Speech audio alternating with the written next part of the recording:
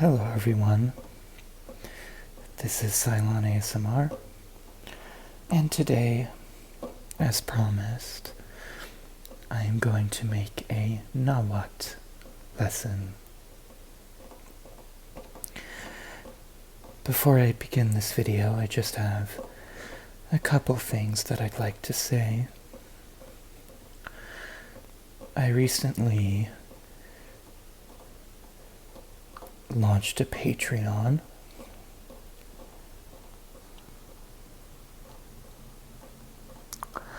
You by no means have to donate,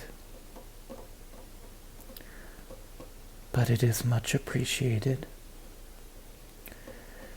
If you click the link in the description, you can see the different levels of donation that are available to you. It starts at $1 a month and goes to $5 and then $10 a month. All of the proceeds will go directly back into this channel to buy new audio equipment.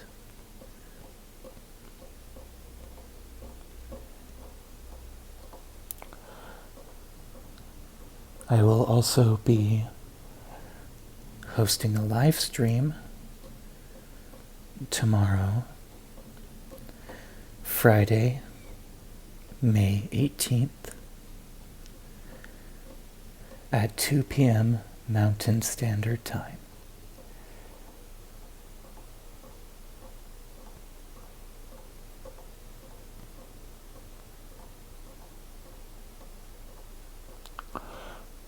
So that would be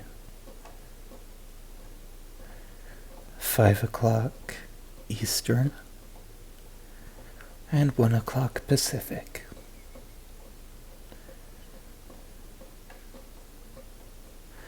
So, let's get started with today's lesson. First, we're going to give you a brief overview of the history of the indigenous languages of North America, as well as a very brief overview of the people.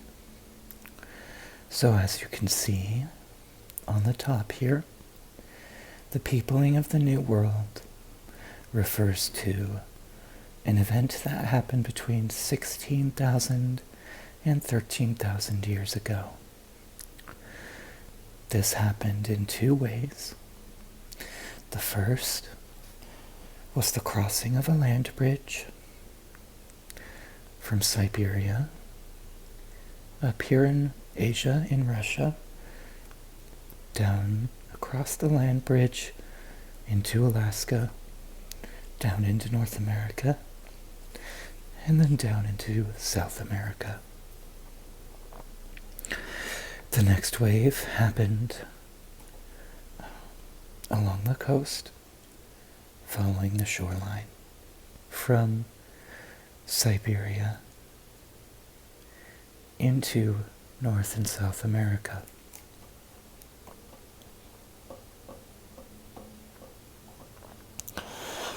We know this from archaeological and genealogical evidence, owing to the fact that the closest genetic relatives to modern native North and South Americans comes from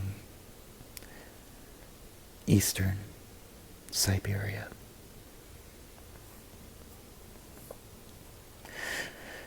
Down here we're going to go over a list of the 6 main language families within North America.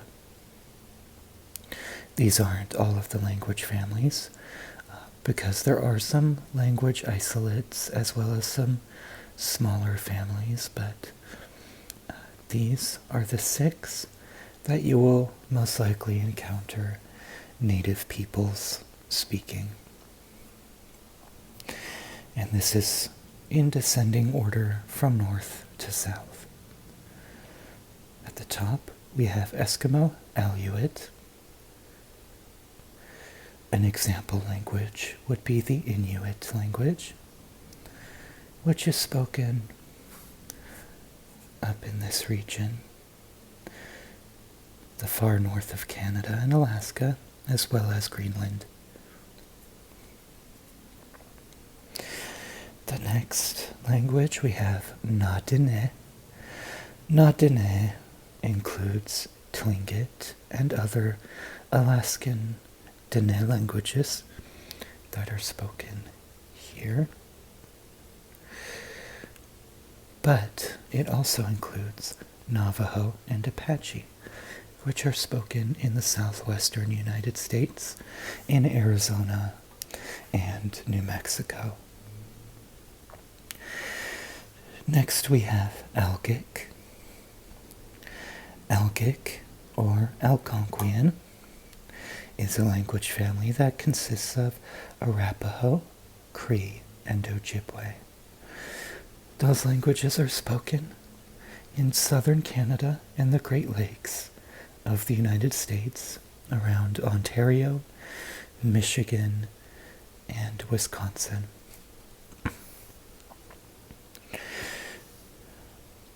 But a notable exclave of the language is the Great Plains with Arapaho. The next one is Iroquoian. Iroquoian comprises mostly of Iroquois and Cree. Iroquois and Cherokee. Cree's in Algic up there. But Iroquois and Cherokee. Iroquois is spoken in upstate New York, as well as parts of Ontario, and then is also spoken in the Carolinas with Cherokee. An interesting note is that Cherokee is the most widely spoken language, native language, in the United States. Next we have Siouan, and Siouan is comprised mostly of Hidatsa and Lakota languages. Lakota would be the language spoken by members of the Sioux tribe. So sometimes it is referred to as Lakota Sioux. It's spoken in the Great Plains region of the United States, in North and South Dakota, as well as parts of Wyoming and Montana. This would have been the language family that Sitting Bull spoke. And finally we have today's focus, which is the Yuto Aztecan language family.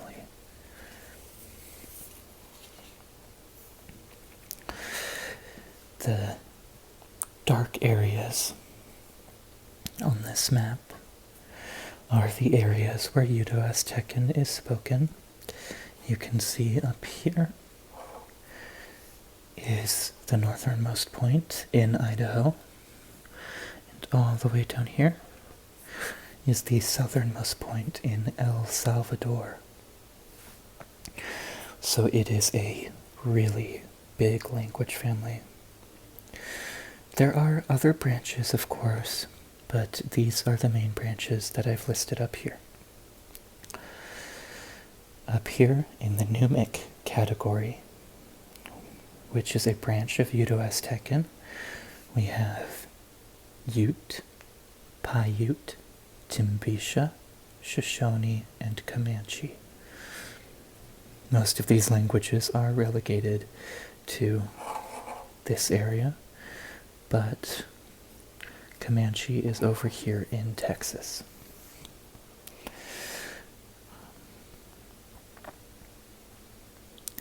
Then down in the border area, overlapping with Numic, we have the Pimin languages. This is made up of several languages, but the two major ones are Ootan and Pima Bajo. Next we have Hopi, which is inside of the Numic language area, right about here.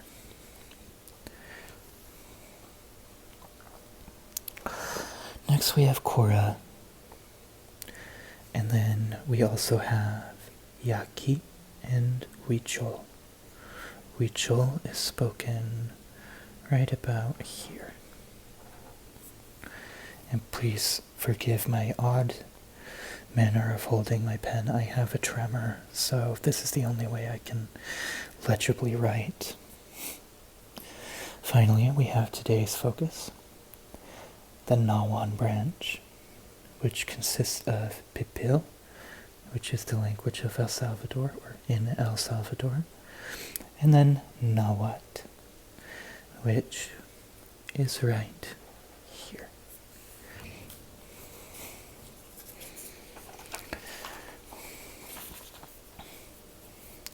So let's go over some basic language rules. You pronounce Nahuatl as Nahuatl. The L at the end makes a k sound. Nahuatl. But for the sake of clarity, throughout the rest of the lesson, I am just going to be making the L silent. As English speakers, we might be tempted to pronounce it as Nahuatl, but this is an incorrect pronunciation. So the first things we're going to look at, besides the silent L rule, are these sounds, X and HU. X makes a sh sound, and HU is used in place of W, so a W sound.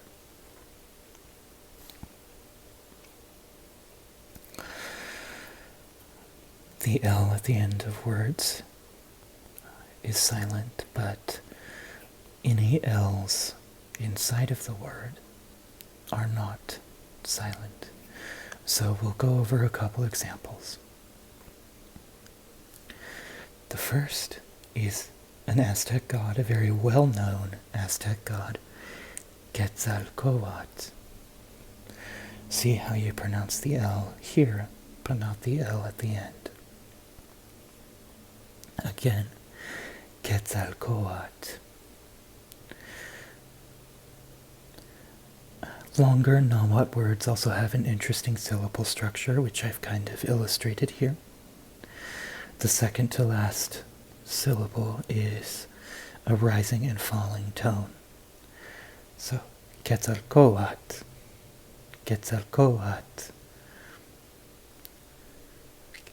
Moving on to the next word, which has two of the pronunciation rules we went over earlier. This is another god, Xolotl, Xolotl. See how the X makes a sh sound and the L is silent. Oftentimes people mispronounce Quetzalcoatl as Quetzalcoatl, but this is not a correct pronunciation. Next we have another Aztec god, Tezcatlipoca, or as you would correctly say if you were speaking Nahuatl, Tezcatlipoca. So, Tezcatlipoca, Tezcatlipoca. And then we have the Aztec capital, the capital of the Aztec Empire, Tenochtitlan. Tenochtitlan. Tenochtitlan. See how the second to last syllable goes up in tone and then falls back down. So we're going to be breaking down a suffix, an. Mazatlan is a modern Mexican city in the state of Sinaloa. I've actually been there. It's quite nice, or at least it was before crime moved into the area, but Mazatlan is a composition of two words, mazat and an, meaning place of. So mazat means deer. So the name Mazatlan means place of deer. The same goes for the Aztec ancestral mythical homeland called Aztlan. Aztlan, because it is of spiritual significance to the Aztec, has several interpretations, but one of them is the white place, and the other is the place of the herons. And finally, we have words that English has actually borrowed from Nahuatl. The first being tomac, or tomat, meaning tomato, because these things didn't exist in Europe at the time of contact. The Spanish appropriated these words, and then they found their way into other European languages like English. Down here we have shokok, or shokokat. So shokok is the word for cacao, or the cocoa bean, and shokokat is the form that the Aztecs made that was drinkable. So basically, the first hot chocolate. So, shokok or shokokat became chocolate in English. I hope that you've enjoyed this lesson.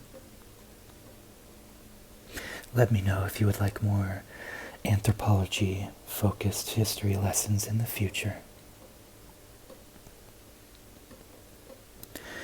This has been Cylon ASMR. Until next time.